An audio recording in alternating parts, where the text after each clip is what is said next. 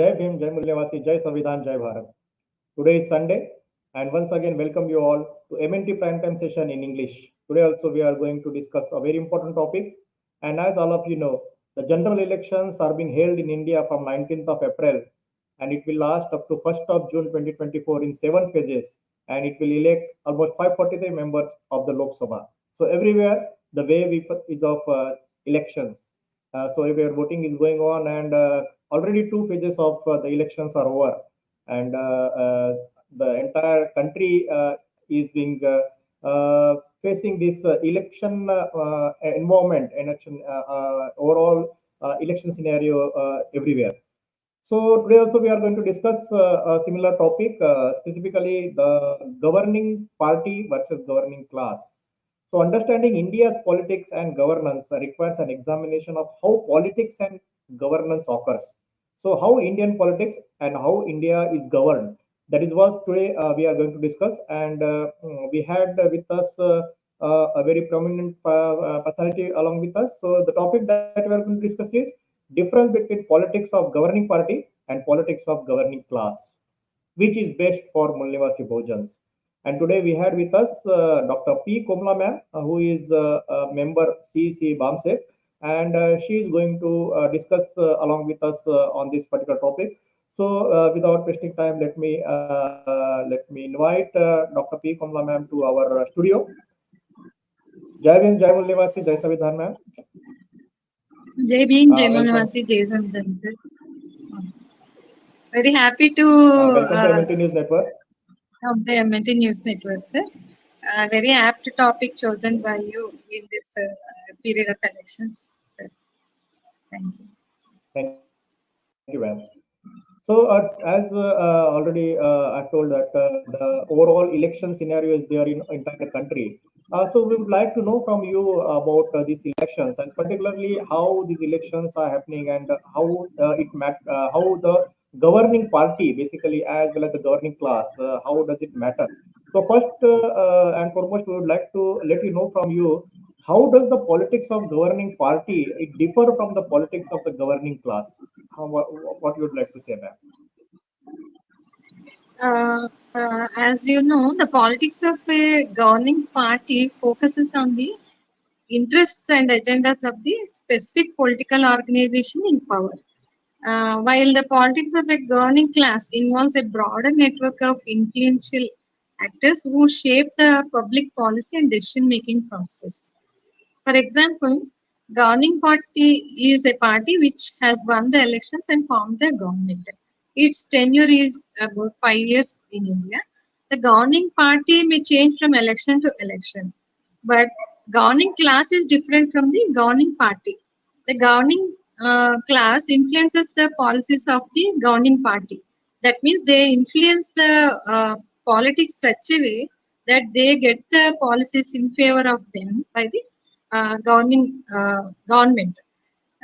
In India, certain dominant caste and certain dominant business class acting as a governing class.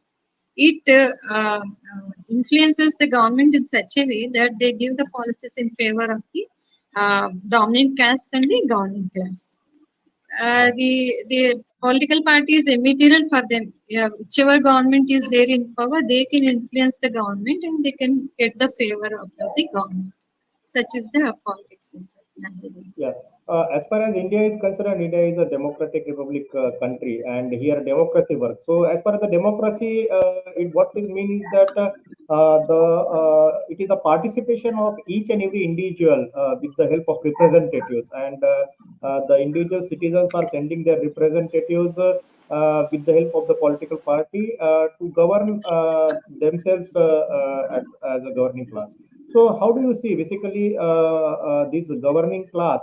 Basically, the Indian citizens, the and entire Indian citizens, the scheduled caste, scheduled tribe, other backward classes, and all the Indian citizens, they send their representatives, and that should be the governing class for them. But as far as the recent developments in India are concerned, we can see that there there is a little shift from the democratic participation, and governing class is becoming influenced here. And even the governing parties, as far as they are concerned, they are also inclining toward the particular classes, we can say the governing classes.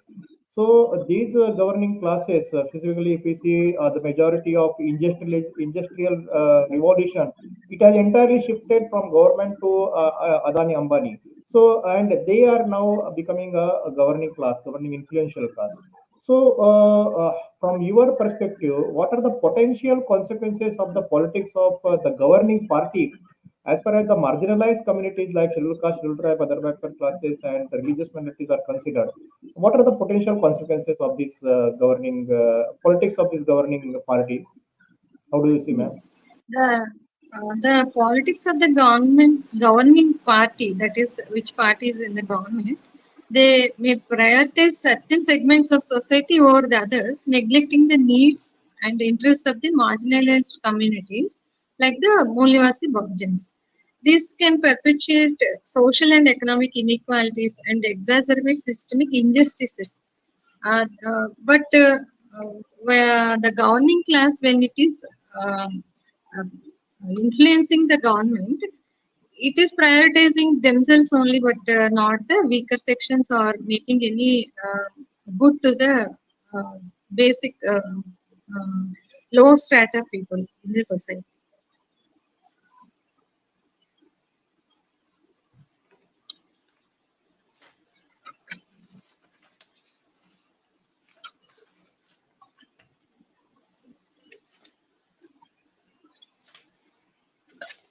Sir, voice is not. Sorry, the mic was mute. So, as far as this overall Indian social system is considered, in the Vedic period, we were having the four varnas: Brahman, Kshatriya, Vaishya, and Shudras. And every varna was given the particular task or particular activities to do. And the Vaishyas, they were controlling the entire business community class, whereas the administrative part was handled by Brahmins, and it was how the society was governed. Now, as far as today's situation is considered, today is basically India is a democratic country, and a democratic country, democracy, it works with the help of the constitution. So, constitution is the governing guidance for the governing class to govern the country. So, as far as the Indian Constitution is considered, it gives equal rights to each and everyone, and they consider everybody as equal. Either it is a woman, either it is a man, or either it is from particular person is following any particular religion. But it doesn't differentiate on the behalf of caste or any religion. So, as far as the earlier system was considered and the today's system is considered, so how you see that this inequality, what was prevailing earlier, how does this systematic inequality persist within the politics of the governing class? How do you see the participation of Mullivasi Bahujans in the politics of the governing class, whether they are participated or still they are having underrepresentation? How do you see, ma'am? Uh, we require transformation of the politics, which requires challenging of the existing power structures, addressing the historical injustices, and empowering the marginal communities like the Mulivasi Bahujans. This involves the electoral reforms, structural changes, and grassroots mobilization for social justice and inclusivity. For example, our BS4 Abhiyan is one of the best example of the transformative politics. The Moolivasi Bahujans of this country are moving every corner of the society and trying to explain about the importance of our Indian constitution.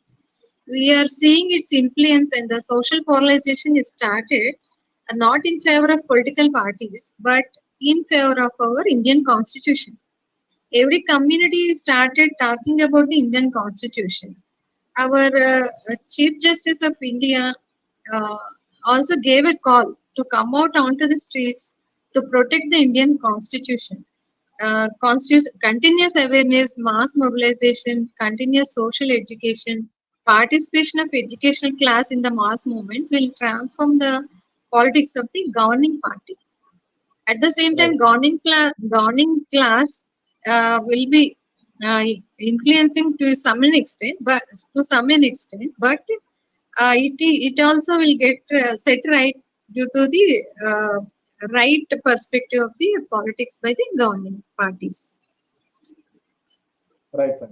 So you are involved in one of the social organizations, and you, for so long you are associated with BAMCEF as an organization, and continuously this organization is doing this awareness, bringing awareness about the Constitution of India with the help of BS4 campaigns. So, how do you see the influence or the overall outcome of this BS4 campaign as far as for the last your involvement with your organization is considered? Overall outcome, as I see, most of the cadre in the BAMCEF are entering the villages and educating the masses about the uh, uh, power given to us by our constitution and the power of vote. They are giving awareness regarding the power of vote given by Dr. Babasaheb Ambedkar in the field, and they are creating awareness to uh, select the best representative for them to give them the best possible facilities to them. Dr. Babasaheb Ambedkar has given our constitution and power to vote, which is a very powerful tool, which we are least bothered about the situation. But uh, um, after elections are over, in spite of best parties are coming, but representatives are not thinking about the social inequalities and in providing the best facilities to the downtrodden people. This should be the basic priority of the governing parties, whether it is any party coming into the power. This awareness through BS4 campaign we are creating continuously in the society, and this will lead to very positive change towards the constitution. And people are getting aware about the power given by Baba Sahib to them, and they are thinking a lot. These elections will be very transformative in my opinion. Right, ma'am. So, as far as the overall awareness is going on in the society, and continuously, if we see the overall reflection in the politics, we can see that up to right from 1947 and implementation of Constitution of 1951. So, 1951 to 1990, almost the Mandal Commission report implementation. Before that, the politics was ruled by one particular class, but after the Mandal Commission implementations, we can see the rise in OBC politics and awareness in OBC politics, and many states they came forward and they started participating actively. And from there, the entire the politics of India has been changed. And earlier there was a stable governments, but nowadays since the participation of these Mulnivasi Bhojans came into picture in the Indian politics, it became the governments mostly became the unstable, whether it is a state government or whether it is a national central government. So definitely the active participation of OBCs and the awareness that your organization is bringing within this particular class is remarkable. So, as far as the overall awareness is considered, how can Mulnivasi Bahujans actively participate in shaping their destinies within the political landscape? Yes. Mulnivasi Bahujans can engage in collective action, build coalitions with any other marginalized groups, and demand accountability and transparency from those in power. By fostering a culture of solidarity and activism, they can challenge existing power structures and create positive change. By demanding the transparencies, we can know about what are the facilities we need to get by the government and what are the powers we are getting. By comparing the both the situation, we can demand the government in power to produce our to provide our facilities which are our right, which are given in the constitution according to Baba Sahib Ambedkar. Our powers are delegated in the constitution, which are the basic needs like education, medical care, medical and health care, and a house to live in. These are the basic needs which are till now, after 75 years of independence, we are not able to get. So, by Mulnivasi Bahujan's awareness, they can collectively demand the government, and they can transform the politics into healthy politics, and they can um, uh, derive a policy for the Mulnivasi Bahujans for providing good education, best medical facilities, and houses to live in. We want the policies of inclusiveness in business, inclusiveness in service sector, inclusiveness in allocation of mines and minerals. Such policies can be seen only if the Molivasi Bahujans started demanding inclusiveness in allocation of seats by the major governing parties. Such reforms only will bring changes in the society, particularly in the life of Molivasi Bahujans. Unless we demand, no political party or no governing party will provide us with our rights. This is the main objective Mulnivasi Bahujans have to develop, and they should act collectively in the society. Right now. So, as far as these elections are considered today, if we see there is a huge opposition as far as the practicing of implementing the votes are considered, and there is a huge demand that the entire this process of voting should be carried out through ballot paper instead of these EVMs and all. So, how do you see this particular demand of the Indian citizens? Majority of the Indian citizens are demanding for ballot paper, whereas the election commission is specifically controlling the entire elections with the help of EVM. How do you see the impact of this on the overall election scenario? Uh, as far as the constitution, I know that election commission of India is an independent body, and our governments are not at all obeying the commands of the election commission, and not at all seeing it as an independent body. They are also acting as a government official, and which creates a confusion in the common people, so as to what is happening with the EVMs and what should be done. Because anyway EVMs can be is an electronic machine which can be done according to their will. As far as my opinion is considered, Election Commission of India is an independent body, and it should take very strict precautions and strict actions regarding the elections. Yeah. And once again, would like to know, as far as the governing party and governing class is considered, what do you say whether the governing class should get more weightage or the governing party, governing party should get more representative so that the policies which are framed within the parliament. These are in favor of the inclusiveness of the scheduled caste, scheduled tribe, and the marginalized section.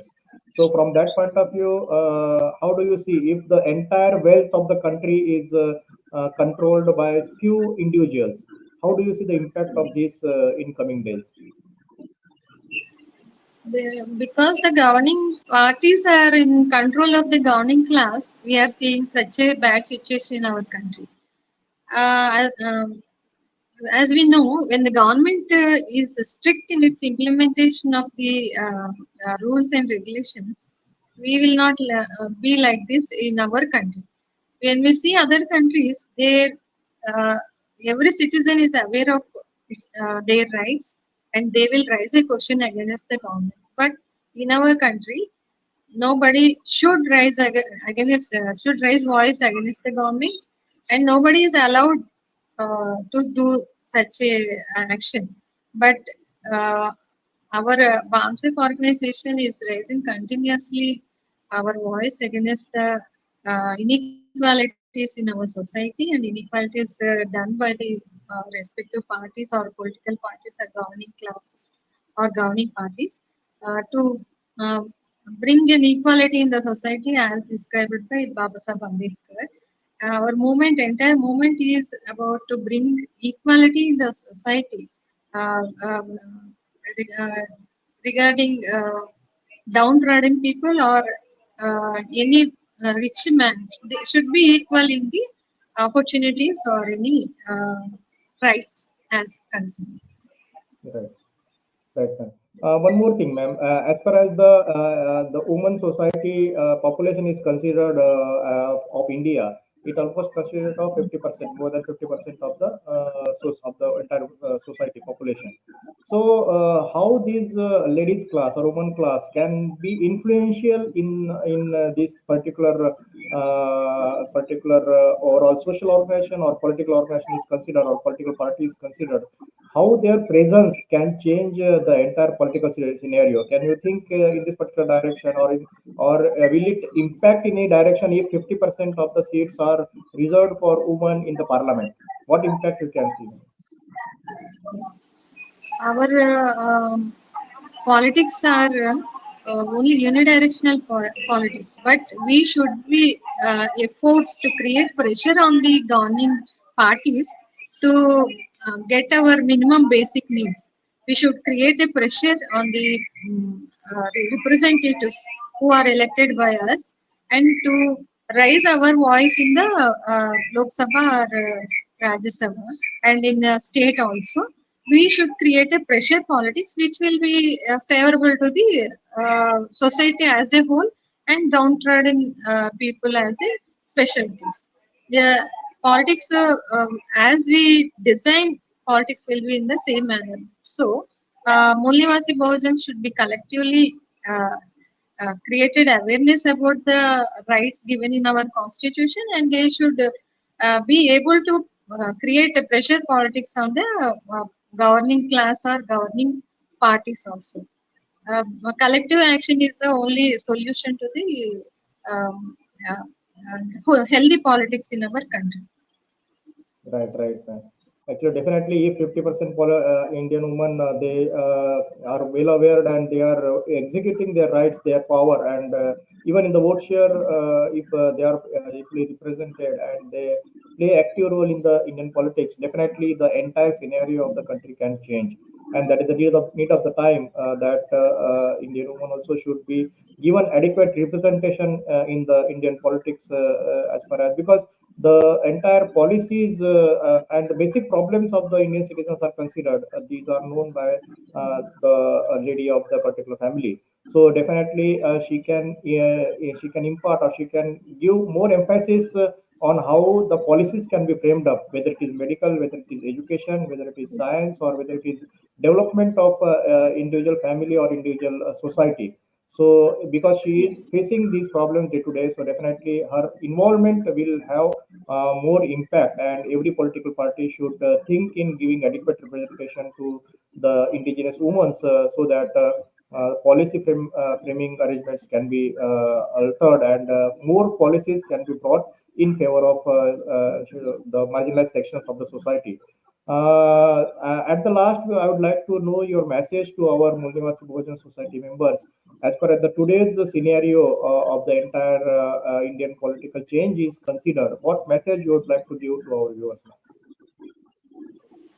Only better way is to know about our Indian Constitution and study the Indian Constitution and know how Dr. Babasaheb Ambedkar empowered each individual. Uh, Firstly, by giving the power of vote, and nextly by giving so many rights, so many acts to the common public and as an individual and as a community in the society to get their equality in the society and get equal opportunities and get equality before law and get any type of opportunity in our government. Without studying the constitution, we will not be able to understand how powerful the Indian constitution is and how powerful an individual can become as we see, our Prime Minister Narendra Modi he has become a Prime Minister according to the Constitution only. Otherwise, he could not have become the Prime Minister of India. And our President of India, she has become the President according to the Constitution only. Otherwise, a woman from scheduled caste or a backward caste community could not have become Prime Minister or President in our country. So awareness regarding the constitution is very very needed in the present scenario, and everybody should empower with the knowledge about the constitution. That is the only way to enlighten our Baujan Nivasis, and they should raise the voice to get their problems solved by the government or other government classes. That is my opinion. Right, ma'am. Right, ma'am. Thank you very much, ma'am. Actually, you had elaborated very nicely about today's topic and given a beautiful message to our viewers to empower themselves with the help of the Constitution. If they know the Constitution, everything, all the problems can get resolved. So only knowing Constitution and implementing Constitution is the only philosophy that every Indian citizen should work. And definitely, if they are working in this particular scenario or particular direction, definitely their all problems can get resolved, and the entire problems, whether it is related to medical, education, employment, all problems can get resolved, because policy framing is the main thing. And if policies are framed in favor of the Indian citizen, definitely there will be nobody to stop the development of every family, every society, and every state, and the India as a nation.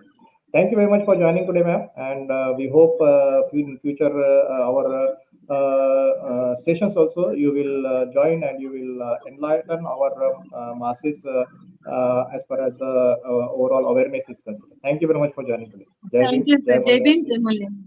Jai Bharat, Jai Samvitan. So that was Dr. P. Komla ma'am, who is a member of CEC-BAMCEF, and she elaborated today on how the governing class and the governing party, how does it matters, how the influence of them matters, and which is best from the indigenous society of the Mulyavasi Bhojans are considered.